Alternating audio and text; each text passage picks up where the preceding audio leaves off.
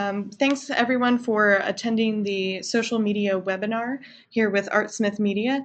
We're going to be covering a variety of platforms today and answer some of your questions about social media and which platforms you should be using for your business.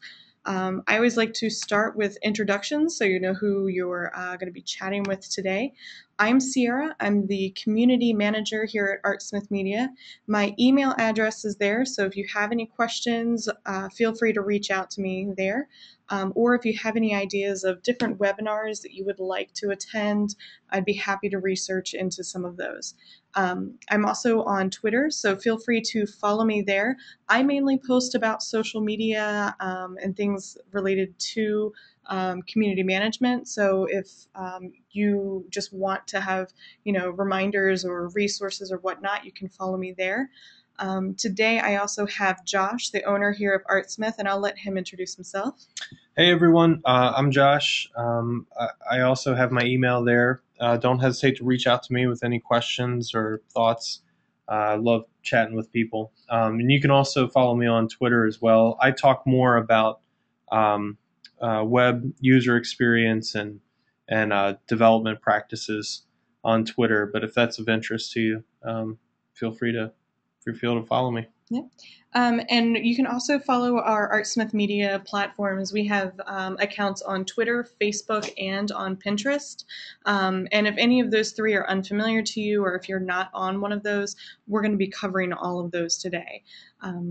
And finally, you can also go to our website, artsmithmedia.com, which you probably went to register for today. But if you're curious more about what we do and how to reach out to us, feel free to look us up there. All right, so what should we be expecting from these webinars? This is part of a marketing webinar series. So last month we talked about internet marketing. Today we're talking about social media. And next, or rather at the end of this month, we're going to be talking about writing for the web, how writing content for your website is different than writing for, say, your English 100 level course. And then at the end of next month, we're going to be talking about blogging for business, how to blog for your business, what type of content should you be posting, how do you post, how do you engage people to go to your blog, things of that nature. So you can find out about these webinars by going to artsmithmedia.com/webinars, or if you forget the address, you can just go to our website, go to our services, and you'll see it under free webinar series. Now here you can see that you can register for upcoming webinars, but you can also watch the recordings of the previous webinars. So I just like to mention at this point, we are recording this, so you can come back and watch this later. Or if you want to share this content with a coworker or friend or somebody else you think would find it interesting, by all means, feel free to share the link to that. All right, so the basics, kind of the fundamentals before we even start talking about the different platforms. The question that pops up is, what is social media? Social media is a variety of platforms that really allows a business or organization to communicate with the public. I emphasize the word with the public because it's a two-way street. It's not just someone standing on a soapbox and telling people, hey, come buy my stuff. It's more about things like building brand awareness so more people know about you, providing customer service so if somebody does have an issue, you can be there and provide answers and support. You can also grow reach to new clients. You can grow relationships with existing clients. And if you're a nonprofit who's interested in donors and volunteers, social media, there are a variety of platforms where you can reach out to donors and volunteers as well. So use it as a tool for your business.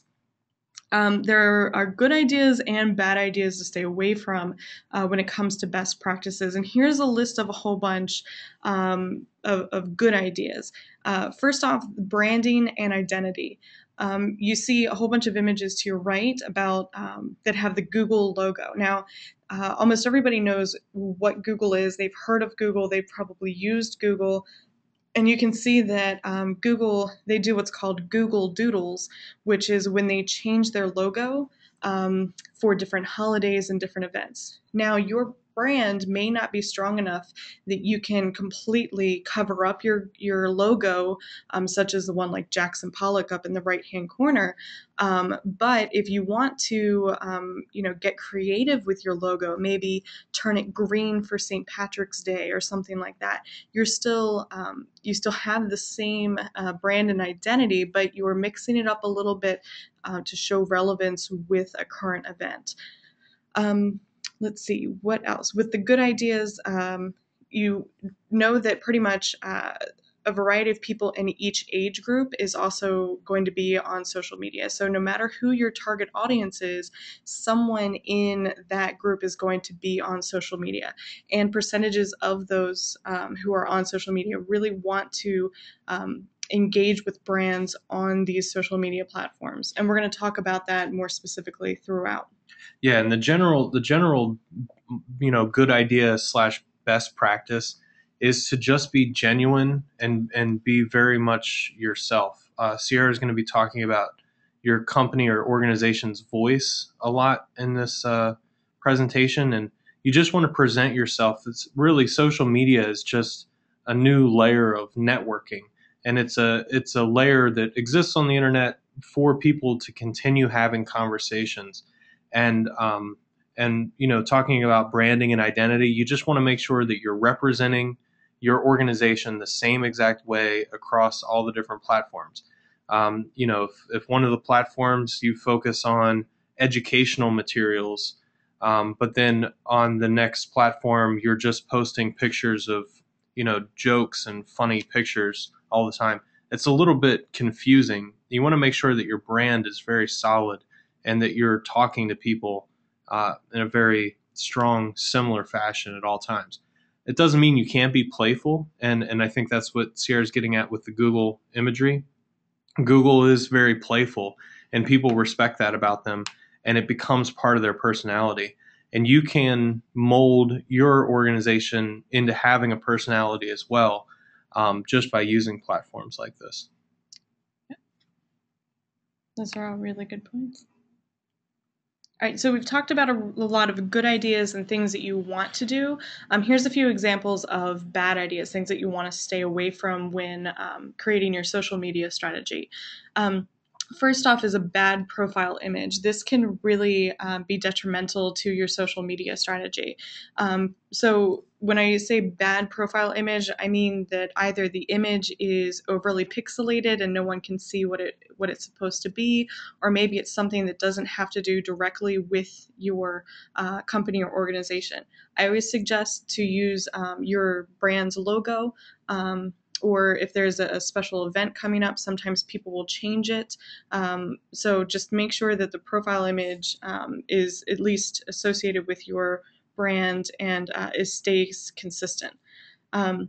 Another thing that people sometimes get in the habit of doing is treating all the platforms the same. Now, there's a little joke on the right-hand side where we explain social media through donuts. So you'll see that each of those platforms kind of talks about the same subject, but in different manners. So not all the platforms were created for the same type of content or same type of wording to be used. Inappropriate content. Unfortunately, there have been a number of companies that have had experiences with people on their social media management team accidentally posting content that should go on their personal profile, but they accidentally posted it on the company's profile. So when you're in charge of managing your company's social media, make sure that whenever you're posting on the right platforms. So because that has unfortunately lost a few people their jobs. And one other one that I want to discuss is the bad timing. I know that some of the cruise lines have been in the news again lately due to issues, and unfortunately, one of the cruise lines posted, scheduled it ahead of time to go out right around 5 p.m. on a Friday, saying, "All right, everybody, it's 5 p.m. on Friday. Let's go home." But unfortunately, they were having one of those crises, so it looked like to the rest of the world whenever it posted that they were going to ignore the crisis and go home for Friday. So when you do schedule things in advance, make sure that that you go back and check that uh, whenever things may be going wrong, or if something pops up. So make sure that the timing for your posts are appropriate. And I'm going to talk about lack of response in a few of the future platforms, just talking about how a number of brands aren't responding to people on, say, Facebook or Twitter, and that's actually a very negative thing. Like I said, social media is a two-way street, so definitely want to be responding.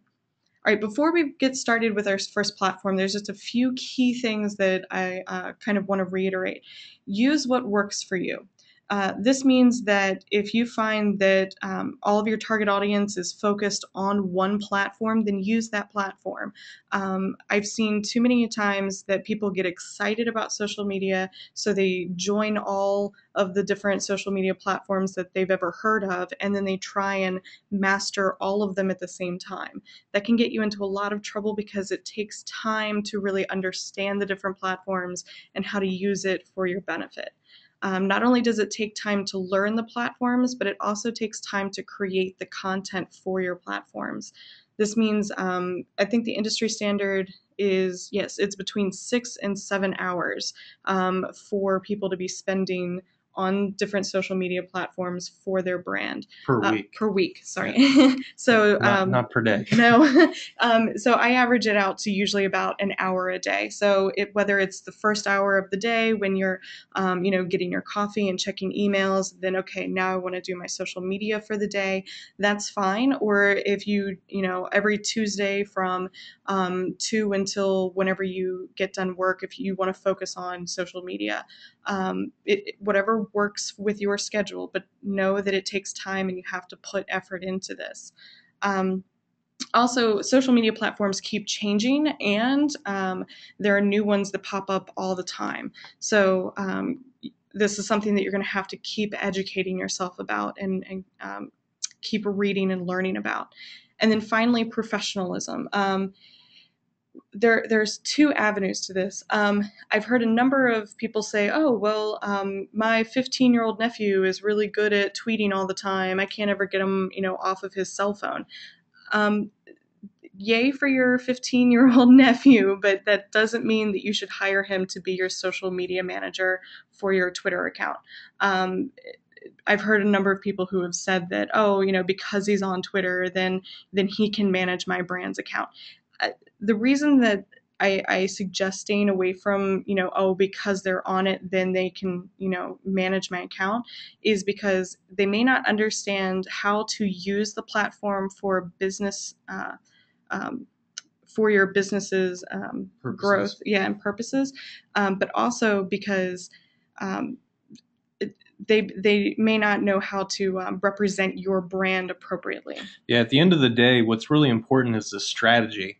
Being on social media and sending out posts and posting pictures and things like that. That's good. If you're doing that, at least you're on the platforms. But really, a lot of strategic thinking needs to go into how to engage your audience and how to use calls to action to get your audience to engage with you.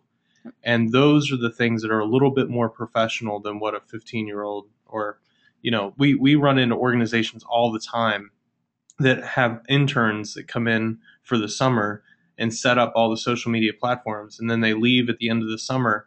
And not only are the platforms kind of a mess, but there's also no voice that's been established. There's no strategy. There's no purpose. And at the end of the day, nothing has really been accomplished. And then in some instances, the clients wonder what's the point? Right. Really, what you need is someone with a marketing background that really understands how communication channels work, that can take and lead the effort when it comes to social media. Right. All right, so our first social media platform is Facebook. I'm sure that you've heard of it before. Most of you are probably on it. If not, these are some of the logos that you've probably that you'll come across with Facebook. And here's Artsmith Media's Facebook page there. Something I want to point out is that if below the logo, you'll see our contact information. That's one of the first things I tell companies when they say, how can I get my Facebook page to work better for me? Make sure that all of your information is up to date and is there, because people are using social media more and more for searches. So instead of just hanging out with friends or catching up with people they used to go to high school with or whatnot, they're also using it to find out about brands and organizations and things like that. So make sure that your website's on there. Make sure a contact information such as a phone number or an email address is on there, and make sure that all the images relate to what you do. Right, so why should you join Facebook? Facebook is the #1 website that is visited of all websites, actually. So when I say that, almost everybody's on Facebook or whatnot, whether it's for personal or business use, I'm not kidding. That a lot, I think the stat underneath there is 66% of online adults are Facebook users. Not just that they have accounts, but that they're actively using Facebook. On Facebook, you can expand your brand awareness not only to those who already know you, but also to their friends. And I'll explain that a little bit more in an upcoming slide. So you can increase your reach, you can promote your products and services, and then whenever you provide links, they can go back to your website and view some of your content. And you can also announce information such as, check out our webinar later this month, or did you know that we're having an event next month that benefits such and such. So you can announce information. You can also, I've seen people announce when they have new hires, and welcome our summer intern so and so, and things like that. So it doesn't always have to be about events, but it can just be about general information. Yeah, and I mean, just like if you were to go to a networking event and you would hand out postcards or brochures that talk about your business, at the end of the day, Facebook's the same exact thing. It's just an online platform for you to be able to do that. Um, so it's a marketing device, and more than just posting, again, like funny pictures and things like that. It's your opportunity to share your expertise. Right. And when you're sharing this content, make sure that you're sharing it throughout the day, because you can see in the bottom right-hand corner there, almost a quarter of all users check their Facebook account 5 or more times a day. So they're going to be checking it multiple times throughout the day. So when you're creating the content, make sure that you're scheduling it for throughout the day. All right, where should you be posting the content? If you're joining Facebook for your company or organization, you're going to create a company page, and that's where a lot of your content is going to be posted. You can also reply to different people's comments and things like that, but your page is where your content is going to be showing up. When should you be posting your content? It depends on your target audience, for like what hour you should be posting, but think about this chart down here. The blue bars are representative of when the brands are posting. So the most companies are posting actually in the middle of the week. However, the green circles actually show that the engagement from customers are mainly heavy on the weekends, and then Monday, Tuesday, and Friday. So the middle of the week actually isn't that engaging for your followers. It's mainly engaged on the weekends. So when you're thinking of when to post content, try and focus in on the weekends more so. All right, what type of content should I post? Here's just a few examples. Links to original content, such as here's a blog article that we wrote. We created, information about what the content is and a link. And in Facebook, it shows up with a link and an image, so they can click right on that. So links to original content, as well as any educational things like did you know or fun facts, as well as customer service. Zappos is very well known for their customer service. Donna here, whom I don't know, but I saw this as an example. Donna apparently had an issue with Zappos, and shortly after Zappos responded, they even apologized right away, and offered a $50 coupon to try and help out, and it was all solved in less than an hour. This is a great example of how to use Facebook as customer service for your clients.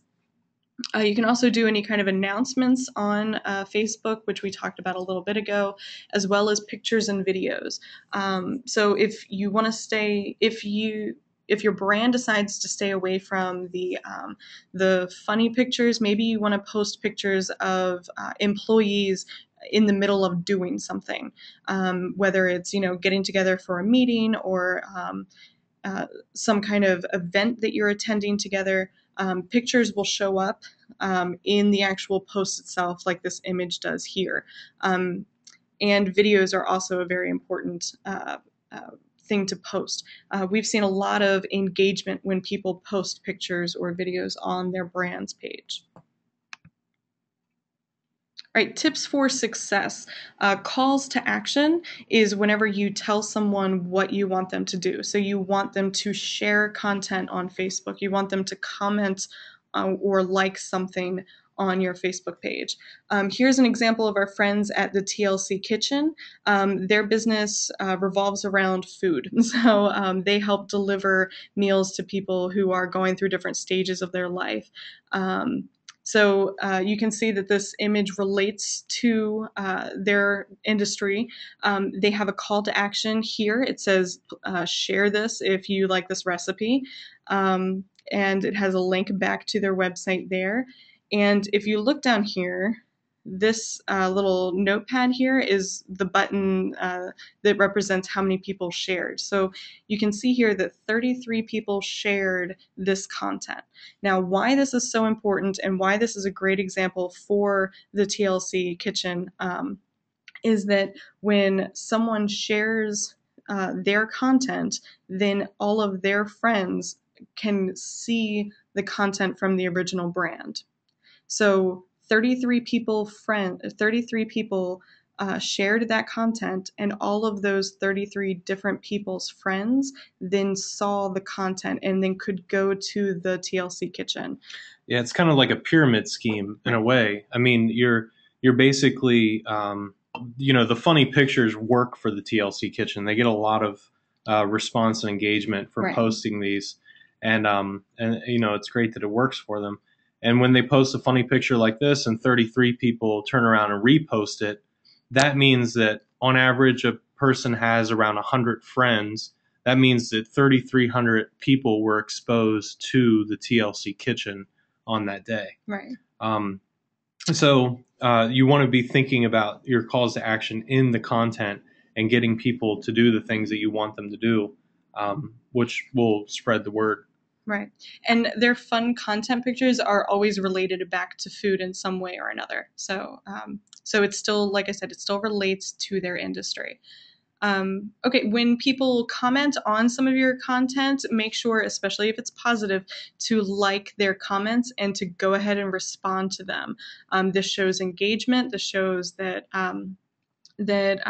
that you received whatever kind of content that they were able to write, and make sure that you check it often. So Facebook doesn't close at 5 p.m. unfortunately.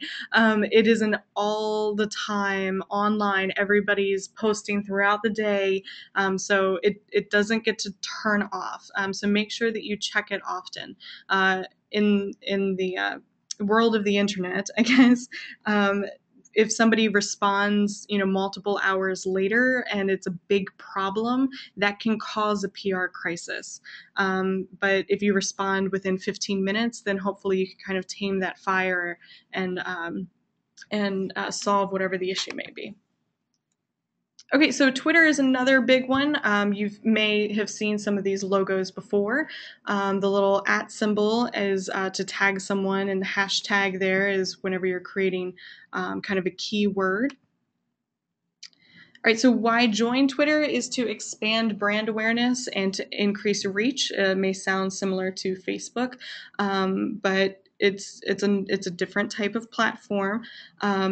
It allows you to promote your products and services and announce information. And some of the information that I found interesting was that New Yorkers actually received tweets about the East Coast earthquake. I guess it was like a year or so ago, 30 seconds before they even felt it. A lot of news gets passed around on Twitter, and people know about things very quickly now. So when I say, people are on Twitter all the time, that is very true. All right, where should you be tweeting? On the company or organization's Twitter feed is where your content will be showing up. When should I be tweeting? It's the same graph there. I just want to reiterate that make sure you think about when your target audience is on Twitter and when they will be tweeting. Right, how should I engage other people on Twitter? Retweeting is whenever you take someone's content and then kind of share it essentially with all of your followers. You can see there's an example there where we retweeted Danielle's content about an event at DrupalCon that was the other week. However, if a tweet is too long, you can do what's called a modified tweet, where you kind of shorten it so then the whole thing is visible again to your followers. And I encourage people to reply to people's tweets. So those are the different types of engagement that you can do on Twitter. We should mention too that with Twitter, there are a lot of these acronyms like retweeting and modified tweets that a lot of people find as stumbling blocks to really get introduced to how Twitter works. On our resources page, after this is over, we're going to put together kind of like a definitions for Twitter that outline what these things are and how they work, so that you can use it as a playbook whenever you start to flex your muscles on Twitter. What type of content should I tweet? This is just a small list of examples that you could be sharing on Twitter. Original content, of course, educational things, customer service, such as the Zappos example again. They even have their own Twitter feed or Twitter handle specifically for their customer service. So if your brand gets large enough, or if it is large enough that you feel that you need an entire account just for customer service, there are companies that do that as well. You can do announcements. You can post pictures and videos. Now, the thing I want to mention about the pictures or videos with Twitter is that down here you see an example of our partners, Acquia, that posted a picture. However, in Twitter, the picture doesn't show up right away. It shows up as a link, so your viewers are going to have to click on that in order to see the image. The reason that this is important is because whatever content you have written to go along with your image has to be enticing enough to get the person to click on the link. All right, tips for success on Twitter. Those calls to action. So you want to ask people to retweet or to share your content somehow. You want to keep it short because there is a limit. You can only use 140 characters. However, a lot of research has shown that those who stay closer to 100 characters have a higher engagement rating. Use hashtags, which is that kind of pound symbol there. Hashtag FF stands for Follow Friday. So this is when people suggest to their followers who else they should be following. You can suggest a brand or organization. You can also suggest individual people. So hashtags also allow people to do keyword searches. So, for example, I like to tweet a lot, especially when really great things happen around the office, that I love my job. So maybe if you're looking for somebody who is very passionate about their job or loves their job, you can just do a search for hashtag love my job, and you can see all the different posts about that. All right, so go ahead and retweet other people's content that is related to your industry. Follow competitors and some of your followers so that you can stay engaged and be in the know. Whenever you have partners, or if somebody else in the same industry posts interesting comments, you can always mention them using the handle. That's the @ symbol with their name behind it. The example was right here. And also check often, because like Facebook, Twitter does not have an off button.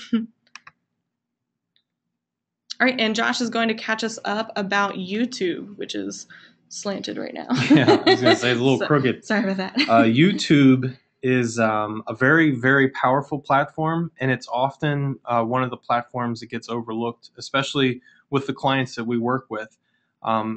We definitely sense that people don't, use it enough.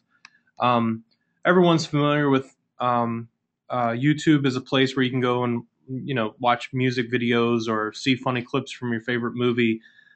It's also used heavily for educational materials and for tutorials and for learning overall. And as a company or an organization, it's a perfect platform for you to share your expertise and your knowledge. It's worth mentioning that YouTube is the second most used search engine on the internet. So that means that people are going to Google and they're using Google to find information. And second to that, they're going to YouTube. A great example is if you're at your house and something breaks, like one of the pipes is causing problems under the sink, you can go to YouTube and just do a quick search for how do I fix a broken sink, and you'll find an enormous amount of videos that will show you step by step how to get something like that done. The fact of the matter is, there's probably people out in the world that are looking for information related to your industry as well, and this is your opportunity to provide answers to their questions. With YouTube, you can also fill your videos with metadata and keywords, and you can have some kind of control over what the search results are. So one of the first things you want to do is set up a channel for your organization.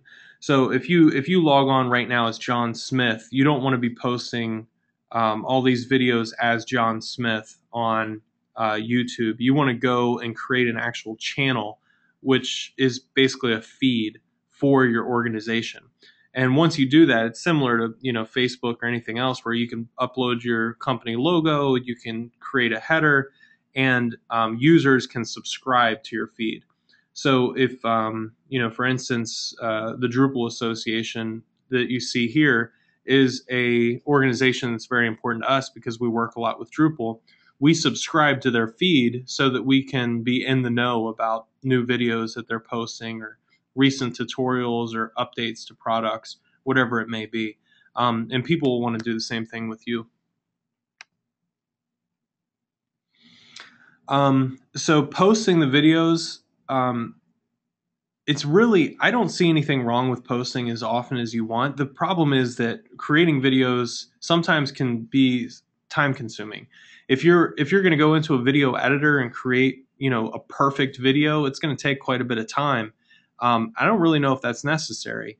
At the end of the day, we will post a lot of screen capture videos where we'll walk through a system. If one of our developers just learned something, and develop it, they'll just share their screen, they'll record themselves going through a couple fixes, and then we'll post that video and share it with the community. And that's something that can be done in 5 minutes or less. At the end of the day, though, if you're going to commit to YouTube, you want to at least be posting weekly, bi-weekly, or monthly. It doesn't have to be every day like Facebook, but you want to be on there pretty often. Also, Sierra added this information about Hootsuite in here. With Hootsuite, you can upload to YouTube. Honestly, working with YouTube is so easy that I don't really know if you need to go through an outside platform, but it can be done. So here's a long list of just ideas for things that you can be posting. What you want to focus on is educational material, though. As a business that's providing products or service, you want to be educating your viewers about products, about services, about things that your customers or clients could be doing themselves. just offering information. The more people see you as an expert in your field, the more that they'll start to trust you and recognize the benefit that you have to their company or their organization. And then just a few tips, just like all the other platforms, just make sure you're including calls to action. Prompt people to subscribe to your feed or ask them to share the video. There's really nothing, it's like asking for referrals. There's really nothing wrong with prompting people to do things for you. You've just shared information. Other people in the world are going to find your information helpful. Ask people to share it with other people. Another thing we do is we follow other organizations in our industry. It's really helpful for us to see what other people are doing and the kinds of things that they're talking about to help us better understand how to position ourselves in our industry.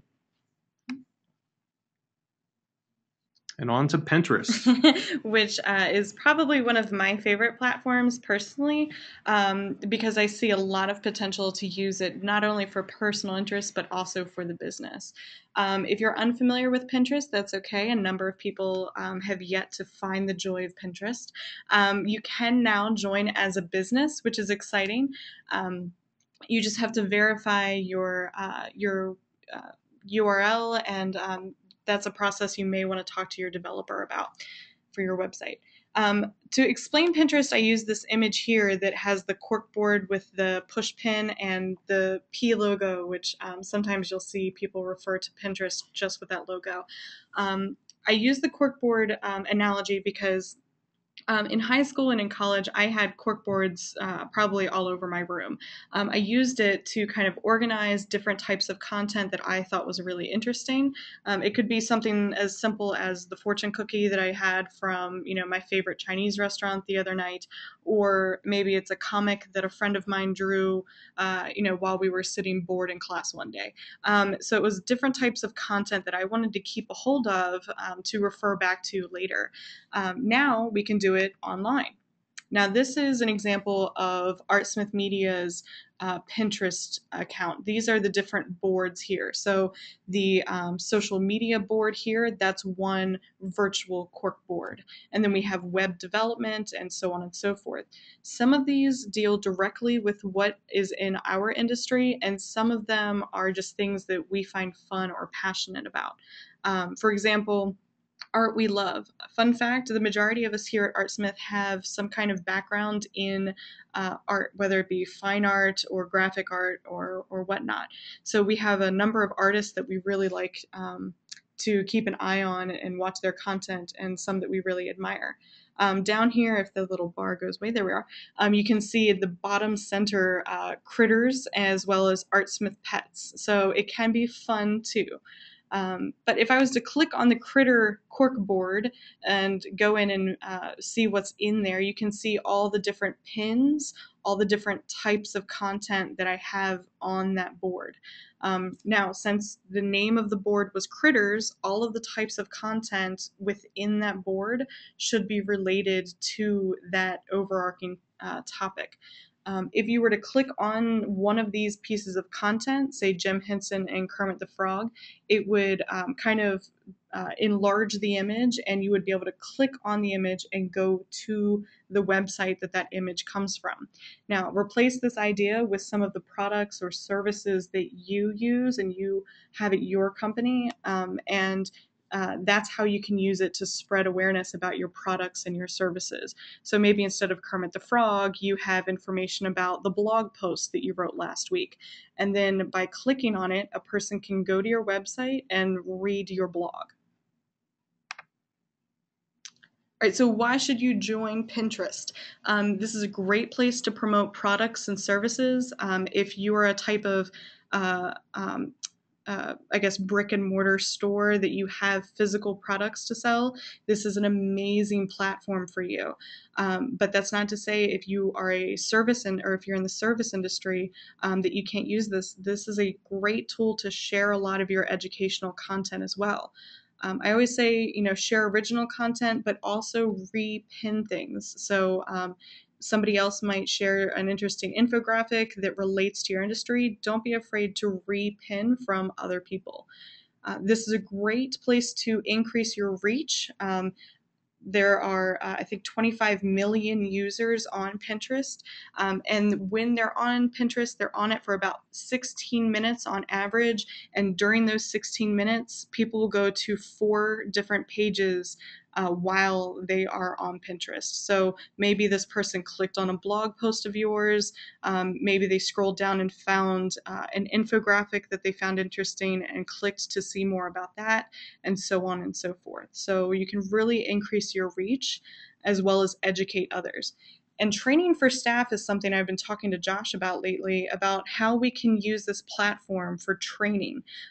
Within Pinterest, you get 3 what's called secret boards. That means that only people that you allow access to can see the content on those boards. So we work with Drupal. So I'm creating a quote unquote secret board of resources related to Drupal. So if we were to hire a junior level Drupal developer, we may say, hey, go to this link and read these 7 articles. And when you're done that, then you can come back and we'll discuss how you're going to be using that. So you can use this for training material for your staff. It's a great place to hold all of that information. Where do these pins show up? They show up on your company or organization's boards. This is, say, Target's account, and here's all those different boards again. Something that a lot of industries are doing is they'll have different boards for different seasons or different holidays or events. Just make sure that you're rotating the boards so that that it represents the appropriate time of year or the appropriate event. So right now it's summertime, so all of their summer boards are at the very top. This one says "Get Moving." It was probably created close to January, whenever people are getting back in shape, so it got bumped down. When should you be uploading these pins and repinning content? I'd say probably on a weekly basis. You just don't want to pin a whole bunch of things all at the same time. Kind of spread it out. How do I share content on my Pinterest? Unfortunately, Hootsuite and Pinterest, you can't pin using Hootsuite, so I can't suggest that one. But you can do it on the main page and on your own boards and such. You can upload and pin original content, repin other people's content, and like or comment on those pieces of content. What should I be pinning? You can be pinning anything from products such as Grainform. This is one of my favorite local artists. She creates, I always call them mini masterpieces on reclaimed wood, and then she makes them into necklaces. So she shows all her products here on Pinterest, and then when you click on it, it goes back to her Etsy page so that she can sell it from there.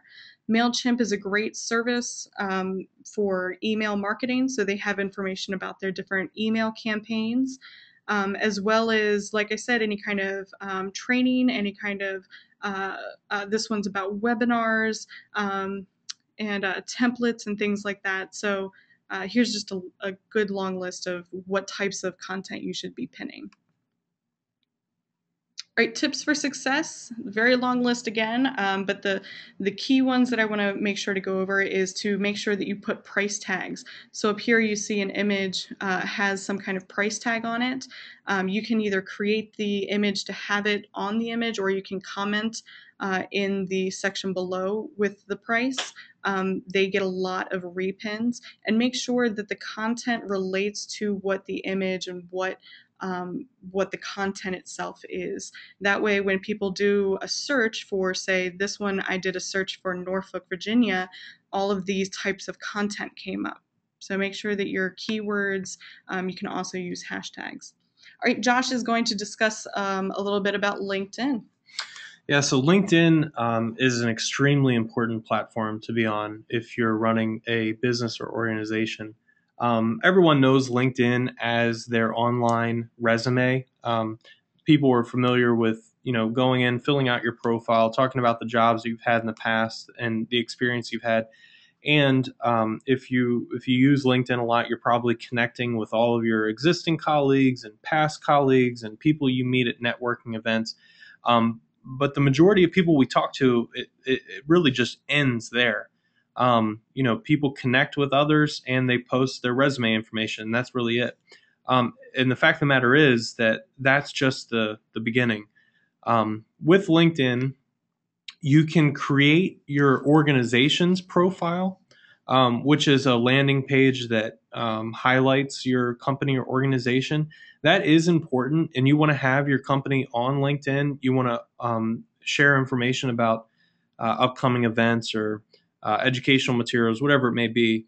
But at the end of the day, the power of LinkedIn is really with your employees. So the main stakeholders at your organization, you want to make sure that they have LinkedIn profiles, and it's really best if they're engaged in the community. So they want to be on LinkedIn, posting to the feed, promoting your brand, services, and products, and they really need to be educating other people and answering questions on the board and trying to network and virtually shake hands with people online. And like I said, you should be posting content definitely to your company or organization's page, and you should be posting content to your ongoing feed. But where we've seen the most success is in the groups. So, say for instance, you are in your focus is in marketing.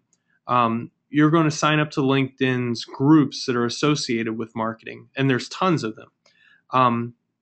What I do personally is I sign up for a daily feed that shoots me an email about all the discussions that are coming up on those groups.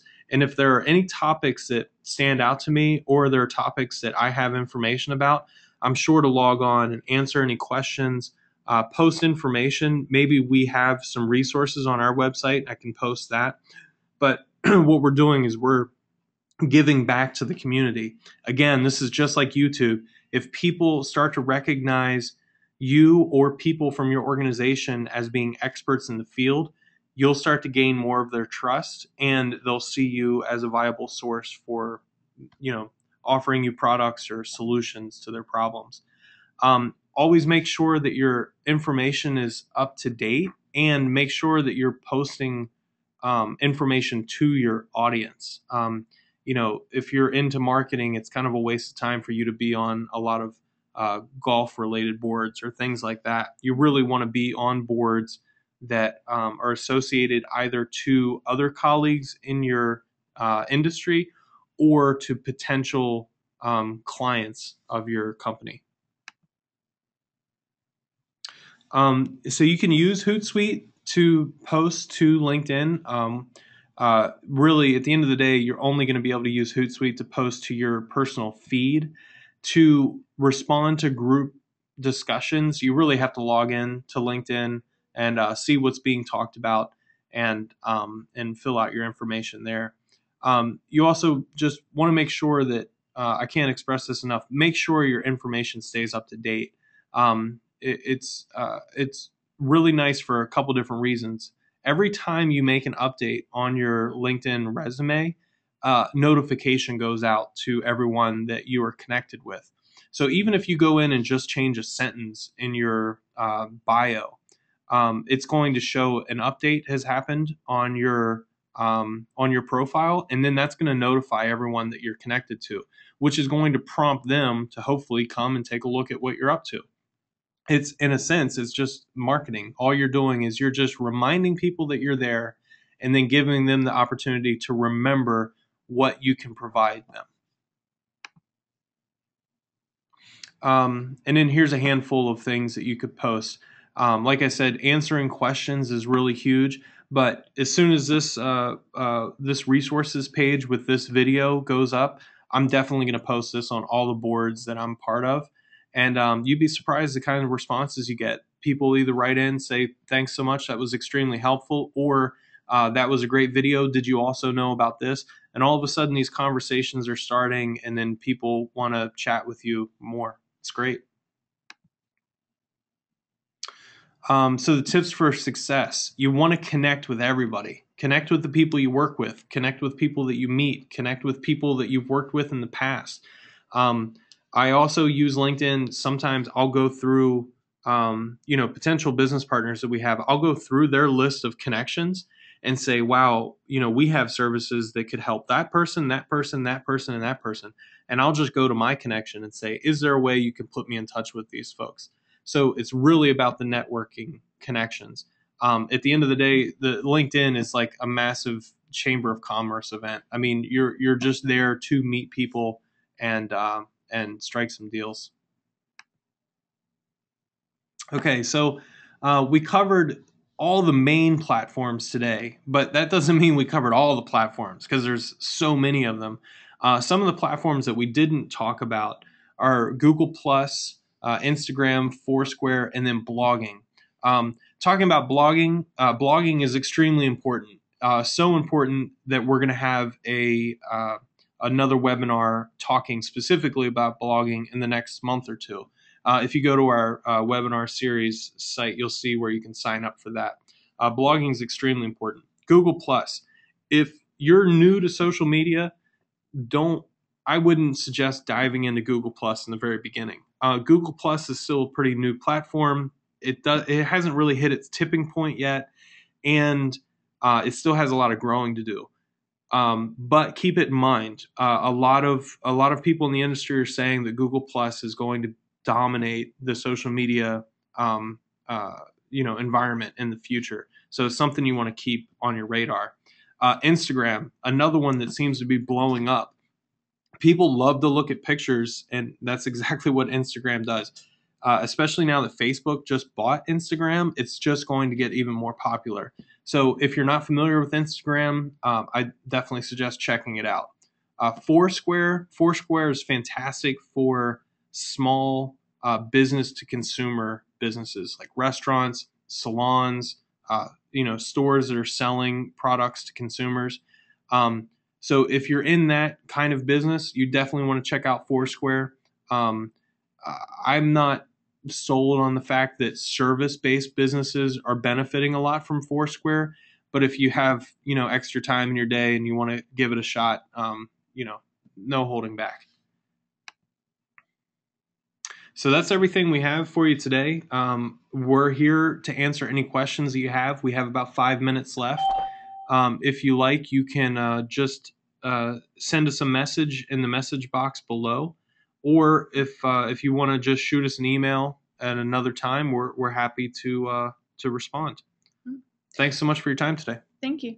And just to let you guys know, we will be sending out emails to those who were able to attend as well as those who were not able to attend today with links back to our resource page, which has a lot of links to some statistics or resources that we like to cite, as well as we're going to be posting this recording as well. So if you want to share it with any colleagues or coworkers, by all means, I encourage that.